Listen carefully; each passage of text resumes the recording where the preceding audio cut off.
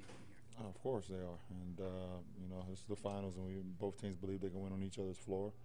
And one thing we just need to worry about is how we prepare for Game 3. You know that's our only mindset, how we come out from a mental and physical standpoint, and go from there.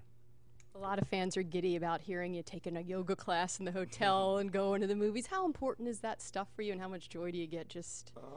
You know, it's cool. It's great for the mind, and saw a great movie. Got some great sessions in the yoga class. It was great, and you know, just try to prepare myself. You know, mentally staying poised when I'm not playing the game, and you know, then when I get out there, just focus on the job at hand. Can we see an official like Lebron James yoga line of clothing and gear and mats? And Nah, man. Can't we ain't gonna see that. LeBron, Chris struggled the first 3 games of the Indiana series. Last 5, he's averaged 21 points, shooting 56%. What is different? Why is he?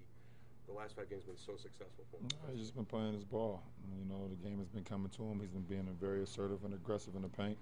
I think when he mixes it in from shooting his outside shots to also getting in the paint, he's very dangerous. he made a heck of a pass too. There were about 5 seconds left to wait too to seal the game for you guys. Absolutely, and it was a huge possession. Up 3. The kind of offense kind of broke down a little bit, and CB made a crossover, made a pass away to put us up 5. So, it was a key bucket. Looked like you were trying to call timeout at the same time, weren't you? Yeah, I was. I didn't want to ruin the possession, and but I wasn't granted the timeout, and CB made a heck of a move, and we made a great pass to D Wade, and he got the shot off. After 4 years here, fans feel like they almost know you. They can wake up on a morning after you've had a game that maybe haven't played the way you usually do, and he's going to have a monster game. We just know it. Do you sometimes wake up following those games feeling the same way? Well, I mean, no, I don't. All I can do is just go out and just play, to my capabilities, and live with the results. And I'm always excited when I'm able to make a few plays to help my teammates win, to be successful. And like last night, it resulted in a win, so I was very pleased in that aspect. People kept wondering how you were going to feel going into last night's game and after last night's. How about the day after? How do you feel after? I mean, we're in here for treatment. We watching film. I got to get my body worked on to prepare me for tomorrow night. So the day after the game is always a tough one, But I believe in our training staff; they're amazing. Believe in my trainer as well. So I'll be all right tomorrow night. Is some of this residual effects, though, from the first night, from that first game, you think? Well, I mean, it's residual from the whole season. It's been a long, grueling season, but, at this point in the season, we're all excited to be a part of this. Would you recommend fans bring an extra jacket tomorrow night? Because it definitely won't be warm in here. No, we just want them to bring that excitement and bring that all white.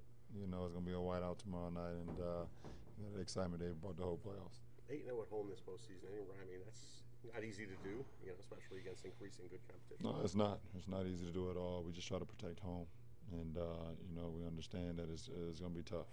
Going against the San Antonio team that's beat us here on our home floor in the finals before, and we know that. So we look forward to the challenge. LeBron, I guess we shouldn't be surprised anymore. 16 straight playoff series you've won a road game, 13 straight wins after a loss. I mean, what is it that you guys continually do this?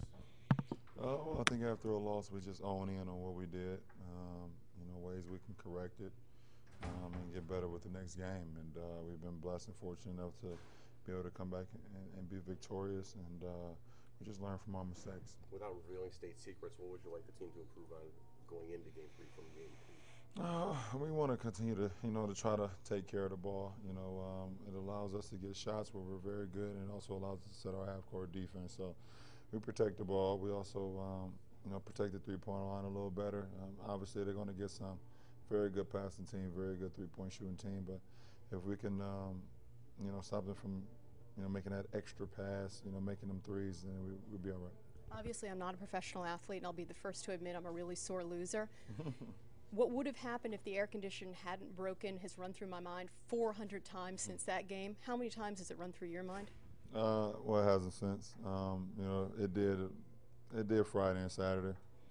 I was just disappointed in the fact that my body just shut down because of the conditions. But as Saturday night rolled around, I understood that Sunday night was the only thing that mattered, and us trying to even the series out. So I kind of just focused on that.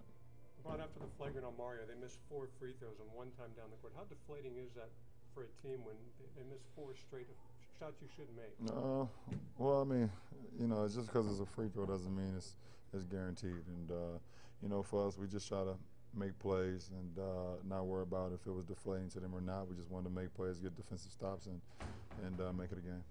As a veteran of the finals, just from one game to the next, and it's only 7 games, how important is it for you just to remain even-keeled, win, lose? Well, that's just my mindset. That's been our team's mindset, since we got together. Just try to stay even-keeled. I think our first year together, we kind of struggled with that, and you learn from experience. And from that, the loss versus the Mavericks, we've been able to just kind of just understand that, tomorrow is the thing we need to focus on, live in the presence, and try to get better with it. LeBron, talk about Rashard Lewis's role on this team. Obviously, Mike Miller had a big role. Shane Battier looks like he's the guy that's kind of like the guy from the outside, the guy to kind of give you a spark, even though he starts. Well, he is, and we needed that. We needed that role to be filled with Mike Miller's departure, and Rashard Lewis has brought that. And ever since he's been inserted into the starting lineup, he's given us a huge boost. Defensively, offensively, his ability to make shots, shoot the ball from the outside, it helps us out, tremendously. When the general fan thinks about you, adjectives to describe you, they think of powerful, intimidating, forceful. But your teammates and those of you who deal with you every day come up with unselfish and generous. How much pride do you take in that? I'm just myself. I don't try to be nobody, and I'm not myself on a day-to-day basis. I love my teammates, and I do anything for them. So, they see me every day. They see, my personality every day on the floor. Very competitive. I want to win. I have a drive to win, and but my teammates come first before anything. And in terms of a pass like that, the one that you gave when you could have obviously taken it yourself. It wasn't even a question. It wasn't a question. CB was open. He received the ball. It could have been anybody over there. And but it's always great to have a multiple all-star over there receiving that pass.